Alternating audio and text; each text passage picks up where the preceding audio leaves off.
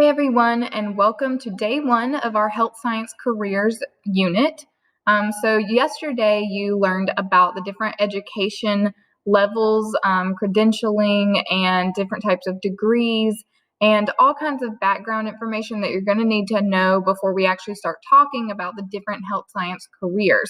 So we're going to be doing this over the next couple of weeks, while you at the same time are going to be working on your health career display projects. So hopefully some of the information you learn from our next few lessons will come in handy during your projects. Hopefully you learn something new, and it's just going to get you exposed to a wide variety of different careers. So today we are going to be talking about 4 different clusters. Now, when I say clusters, this is basically a category that then houses many different types of careers within that category. So you're going to hear me refer to different clusters and categories and things a lot throughout the next 2 weeks. So the 4 clusters we're going to talk about today are dental careers, diagnostic services, emergency medical services, and health information and communication services. Under dental careers, we're going to be talking about 4 different careers. There are probably more that fall under this category. There are different people that work in dentist offices that are not technically dental careers, but we're going to be talking about the 4 main ones that you might encounter. So the first one that everyone can probably think of is a dentist. And the dentist is the actual person that diagnoses and treats the diseases, injuries, and malformations of the teeth and gums and related oral structures. And so this is the person that actually comes in and looks to see that you are, in good health, that everything related to your mouth and your oral area is good to go. And they're the one that can actually diagnose you if you were to have a problem, and they come up with the treatment plan. A dentist has a doctorate degree plus 1 or 2 years of a residency program, and you're going to hear me refer to a residency program many times over the next couple of weeks.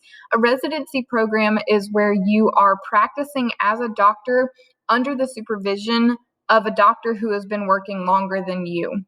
So once you go and get your bachelor's degree and then your doctorate degree, then you have to go and actually work in the field that you are wanting to work in, but you are not technically licensed yet to be a doctor.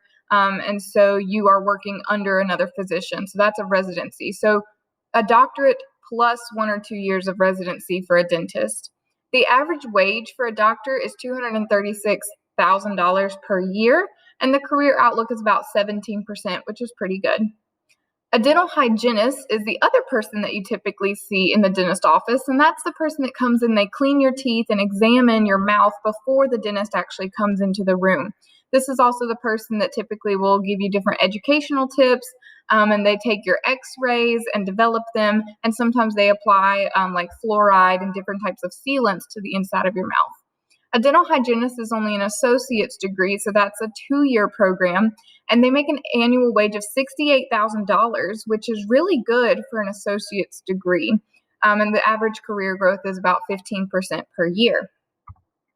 Next, we have our dental lab techs. Dental lab techs are the people who are in charge of collaborating with your doctor and creating and designing different types of dental prosthesis for individual patients. That could be maybe you have to have a prosthetic tooth implanted. Maybe you have to have a flipper. Maybe you have to have dentures created. And so a dental lab tech is the person that is basically creating and designing these. And it's technically like an art almost combined with science. A dental lab tech usually requires an associate's degree, which is 2 years plus 1 or 2 years of on-the-job training specific to their field. The annual wage is about $48,000 per year, and the career outlook is about 10%.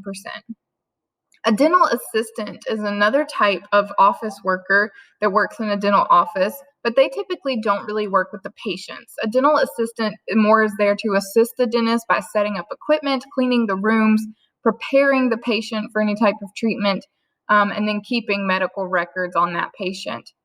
They only really need a high school diploma or a GED and some on-the-job training to be a dental assistant. It doesn't actually require any type of degree. The average North Carolina annual wage for a dental assistant is $40,000 a year, which is a pretty decent career outlook for a career that only requires a high school diploma. And then the career outlook is 15% per year. Next, let's talk about diagnostic services. So I'm only going to be covering, I believe, like 5 different diagnostic services in this presentation. However, there are tons and tons of jobs that fall under diagnostic services. It's a very big career field, but we're going to just highlight some of the key ones that you might encounter in the next few years.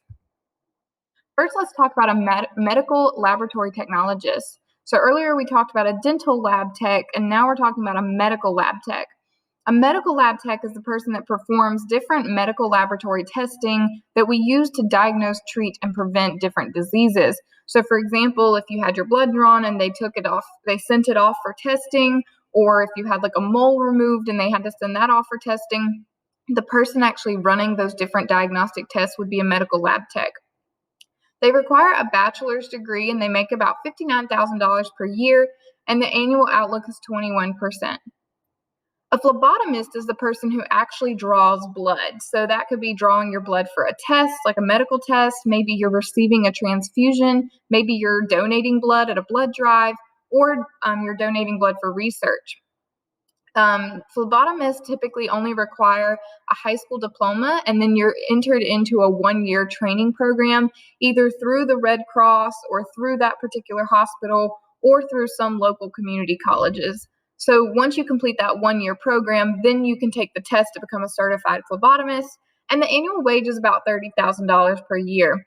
The career outlook is really high for this career. It's 28%, and even though the pay is not super great for phlebotomist, the reason the career growth is so high is because it's a really easy program to get into, and it only takes a year, and so that kind of can jumpstart your career in the health science field. Next, let's talk about a radiology technologist. So a radiology technologist is the person who actually takes the x-rays and the CT scans and the MRIs and all of those things, and sometimes they have to administer non-radioactive materials into a patient's bloodstream by giving an IV so that we can actually see your MRI better up on the screen. A radiology tech is not the person that can actually read your x-ray or diagnose you. They are really just the person there to help prep you and actually perform the x-ray. They only require an associate's degree, and the annual wage is $57,000 a year, which is a really good starting point. And the career outlook is 14%. Now, a radiology tech is very different from a radiologist. And I'm not going to talk really about a radiologist in this lesson, but a radiologist is the person basically that would actually read your x-rays after they're taken and then diagnose you and go from there. An epidemiologist is a person that kind of investigates and determines the different causes and spread of disease. They look at the distribution of disease and disability and other health concerns across certain areas of the country, the city, the state, and they try to develop methods for prevention and control. So an epidemiologist is very important in organizations like the CDC, the WHO, the World Health Organization, and places like that. They require a master's degree, and it's a very heavily science and research-based career. So if you're not into science and research, you're not going to be into epidemiology. But it's a very interesting career to study.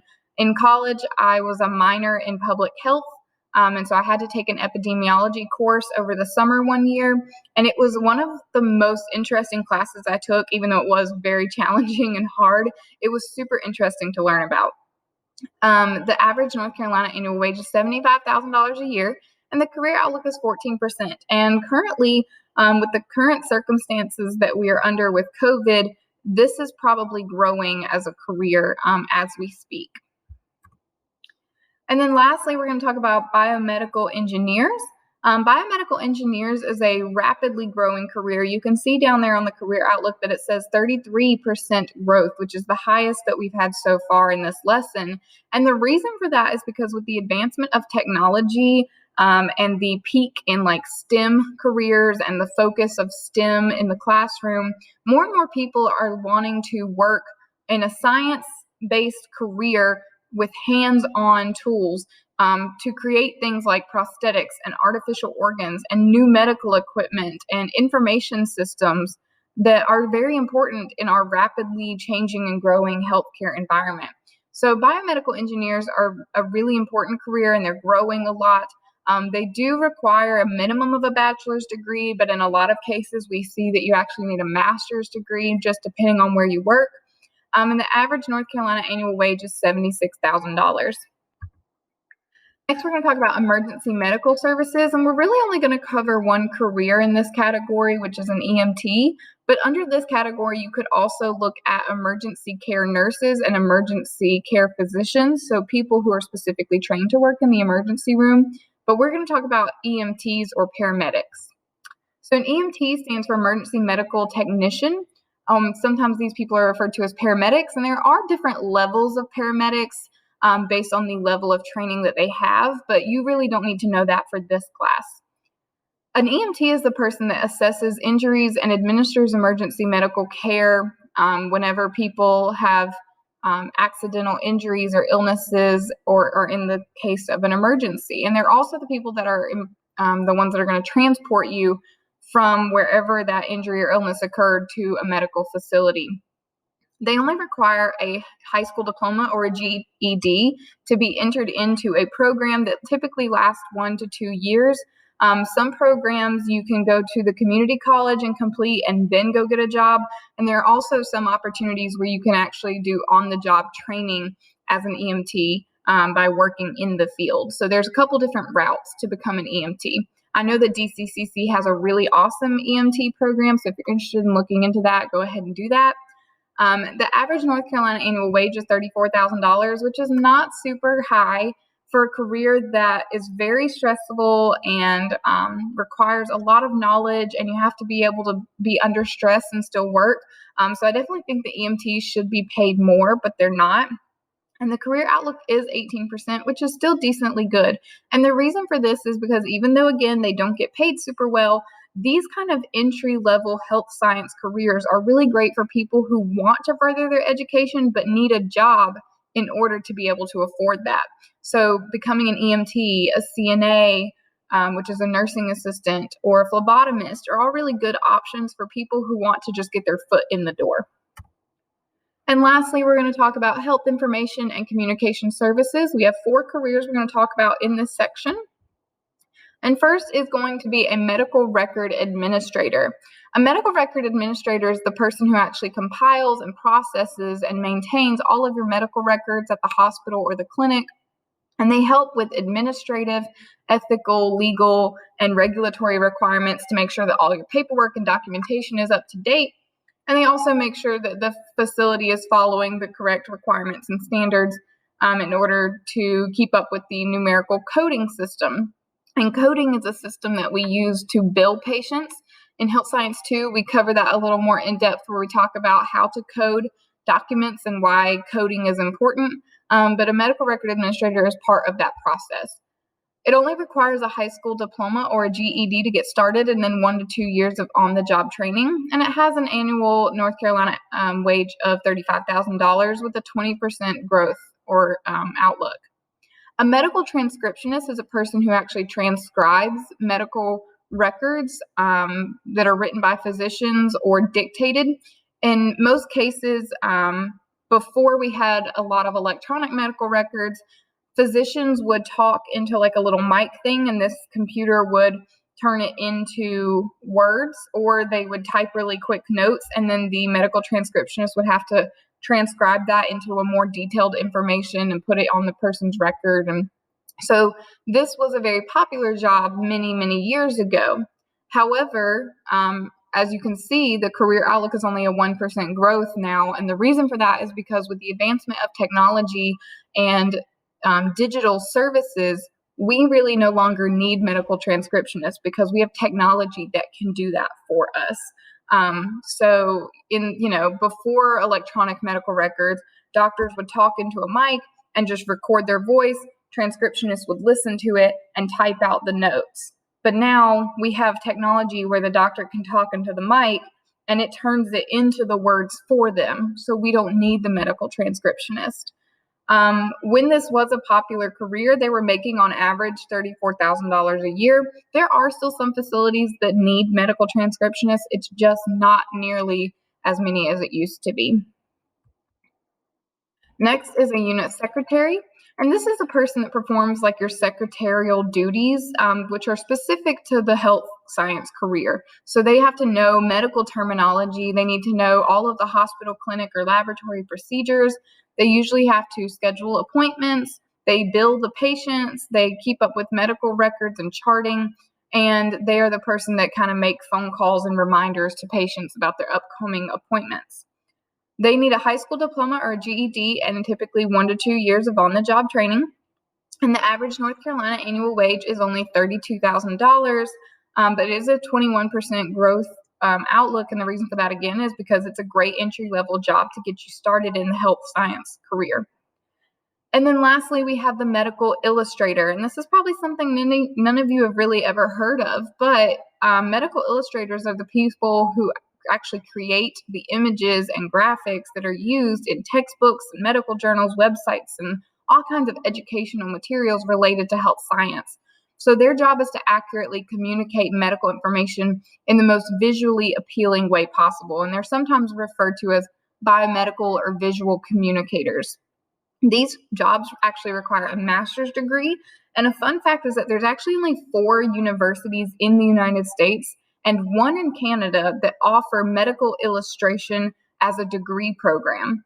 The average North Carolina annual wage is $50,000, but in other parts of the country where publishing medical information is more popular, and there's like larger textbook companies, this increases.